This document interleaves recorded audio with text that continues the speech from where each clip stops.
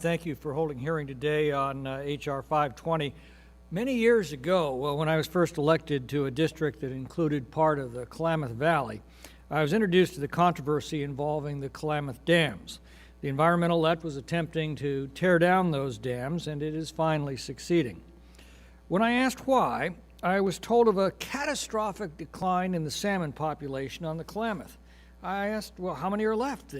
They said just a few hundred are left in the entire river. I said, well, that's terrible. Why doesn't somebody build a fish hatchery?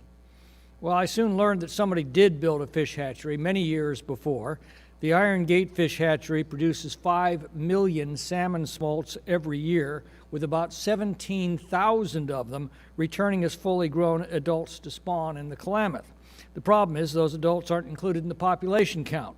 And to add insult to insanity, when they tear down the Iron Gate Dam, the Iron Gate Fish Hatchery goes with it, and then we will have a catastrophic decline in the salmon population. And I then learned that in most cases, the product of captive breeding programs are not allowed to be counted for purposes of the Endangered Species Act. The captive breeding operations, such as fish hatcheries, are often far cheaper and far more successful in propagating species than declaring vast swaths of land off limits for human activity. Indeed, captive breeding programs have been highly successful in bringing back species on the very brink of extinction, such as the California condor.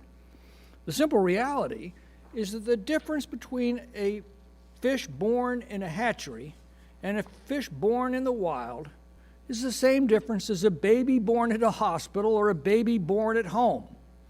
Indeed, captive breeding programs can increase the genetic diversities of species that is at the very heart of the natural selection process that assures that a population is resilient under the changing conditions of nature.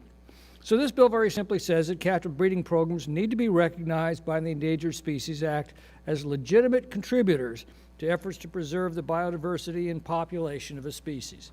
Indeed, by recognizing this reality and by encouraging the use of captive breeding programs, I think we're better meeting the goals of the Endangered Species Act to assure that species in danger of extinction can be quickly and efficiently restored, and that the absurd distinctions that are about to decimate the salmon population on the Klamath can be eliminated. And I yield back.